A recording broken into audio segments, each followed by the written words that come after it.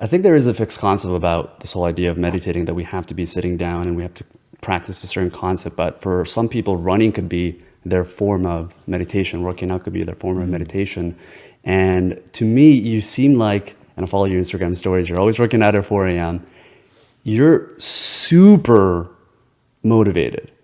That's something about you that is super clear, that I think stands out amongst, and I know a lot of motivated people, but there's something about you, your energy, even when I'm sitting across from you, there's this, you have this drive, this twinkling in your eye that's still there, I feel. And generally the people that have these big inspirations or motivations, they generally come from the worst place, right? Whether it's poverty, whether it's tragic death. For me, I'm an immigrant, so I came here when I was 7, and my parents had to fight for everything. And for me, this is everything that I do is for me to give back to what they've given me. I'm curious to know what that is for you.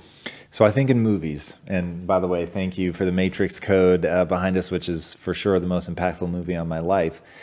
But let's talk about Star Wars for a second. And they do a really good job of showing both the light side and the dark side. And I think people need both. And I think that there are evolutionary mechanisms that are there. The light side makes you feel connected. It makes you want to help. It makes you really want to contribute to the tribe. And I think it's pretty obvious why that would be advantageous for such a social creature, to want to do good things for people, to want to see them win, to think about the beautiful things that you want to create in your life. That I think makes sense to people. But what I think people miss is the power of the dark side. Now, I live in an 80-20 split between what I call beauty and rage. So 80% of my time I'm in the beautiful, the good relationships, the positive things I want to create, the wonderful things that are already going right, the things I'm grateful for, my compelling vision of my future, which I think will bring a lot of good to a lot of people. But then I spend 20% of the time in rage, in self-hatred, in being fundamentally disappointed with who I am today and what I've accomplished, in knowing how much more I could do, in focusing on the enemies who want to see me destroyed, the people that actively want me to fail.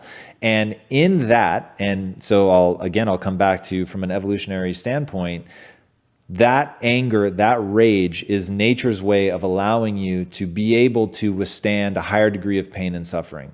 So if you take, they've done controlled studies of this, absolutely fascinating. So if you take somebody and you want to see how much pain they can tolerate, what they do is they make you submerge your arm in ice bucket. So it's actually worse, like ice water. So you've got your arm in there, and at first everybody's fine. You don't have to do anything. But then after like 3, 6, 10 minutes, it's brutal. And it really begins to be this mental torture where it's like, how long can I endure this? Because they know I can pull my arm out at any time.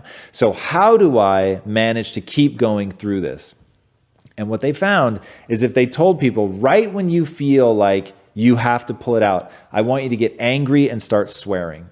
And when they do that, they can stay for 30% longer by triggering an anger response, by being aggressive, by really enraging themselves. So you can imagine, if you encounter an animal, a warring tribe, like whatever, and you need to show up at that moment. It isn't thinking the beautiful thoughts. It's fucking bloodthirst, man. It is like, I am not going to lose. I'm going to rage into this person. I'm going to go with everything I have. And in that adrenaline, that aggression, that anger and rage, you're able to deal with what you're actually in the middle of, which is going to be high degree of pain, which obviously is going to be suffering. So it is a tool that we've been given that lets us really push. Now, it's when people lose the balance and they spend in my opinion, north of 20%, in that it begins to be corrosive. So if you're spending north of 20% of your time focused on the people who hate you, focused on how disappointed you are with your own results,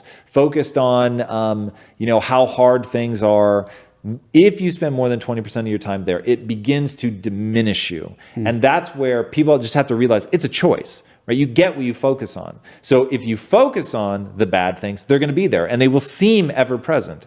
But likewise, if you focus on the good things, they will be there and they will seem ever present. So you get to decide what percentage of your time. You could spend no time in the darkness, and there are people that do that, right? You could spend all of your time in the darkness, and unfortunately, there are people who do that. But I think at the end of the day, it's really about understanding what the power each one of those has, knowing when to use them, and knowing what the appropriate balance is to really be centered, to really still feel the joy in your life. And I think that most of the time, you're better off focusing on the beauty and spending your time there in something that's uplifting and encouraging and motivating and inspiring. But 20% of the time, I promise, that will fail you. How do you trigger that?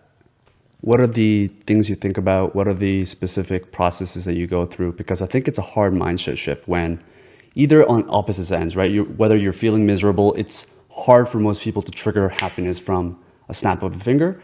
And it's also, I think, natural for us not to want to go to that darkness if they don't see it as a tool. But I'm curious to know how you get into that state. Here's something that's really, really fascinating, and it's called a negative feedback loop. So you have positive feedback loops like labor. Labor is a positive feedback loop. So once a woman goes into labor, as one chemical raises, the next chemical raises, and that chemical B raising triggers chemical A to raise higher, chemical A raising higher triggers chemical B, and that's why once labor starts, you can't stop it. So it's not like they ever go, you know what, no, let's hold this off for a couple of days. It doesn't happen. Like it's a one-way train.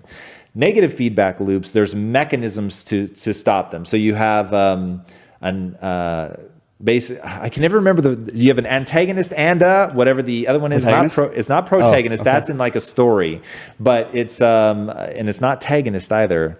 Anyway, the two things that work together. So as one goes up, the other one necessarily goes down. So take the sympathetic nervous system, which is fight or flight, and the parasympathetic nervous system, which is rest and digest. So fight or flight, we're about to get into something, boom, your cortisol levels spike, your heart rate goes up, you start breathing more rapidly, your muscles are mobilized. They are ready to run or engage.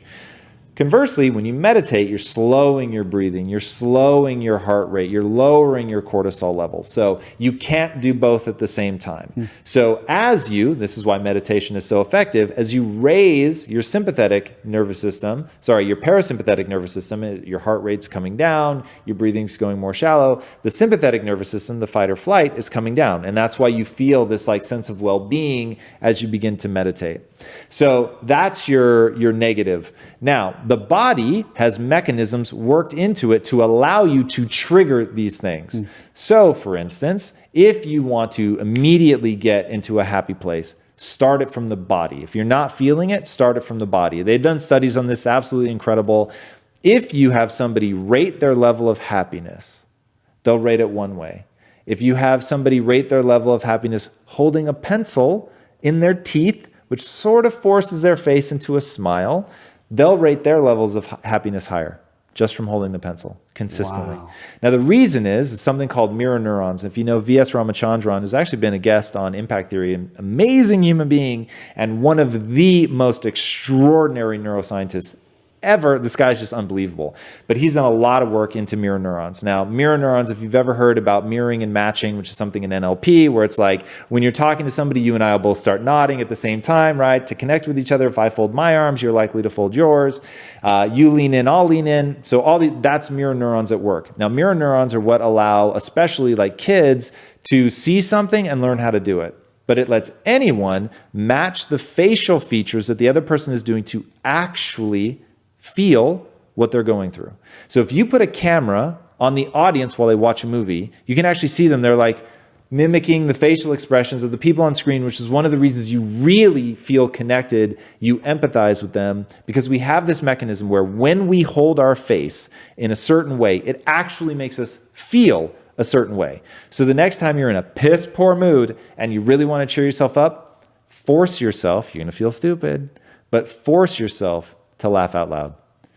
You can't stay angry. You can't. It's that what I'll call tagonist and antagonist. It's not called that. I know that. I just can't remember the word. We'll look it up. Yeah. So it's that balance between those two things, right? When you start laughing out loud, it forces the change in neurochemistry that's going to dissipate whatever you were feeling, what was making you angry, anxious, whatever, like that will go down. So conversely, if I really wanted to trigger the rage, the anger, not only am I going to force myself to think about something that enrages me, but I'm also going to furrow my brow. I'm going to take a more aggressive stance. I'm actually going to flex my muscles. Like doing things like that make you feel like literally just doing that now, lowering my forehead, bringing my brow down, flexing you're my making me sad muscles, now. gritting my jaw, like it makes me feel aggressive, right? So you can very rapidly, once you understand how the body and mind work together and how they are inextricably linked and how doing something to the body will immediately impact the mind, which is why I begin my days with working out, even though I hate working out. Once you begin to understand that reciprocal relationship, you can do extraordinary things.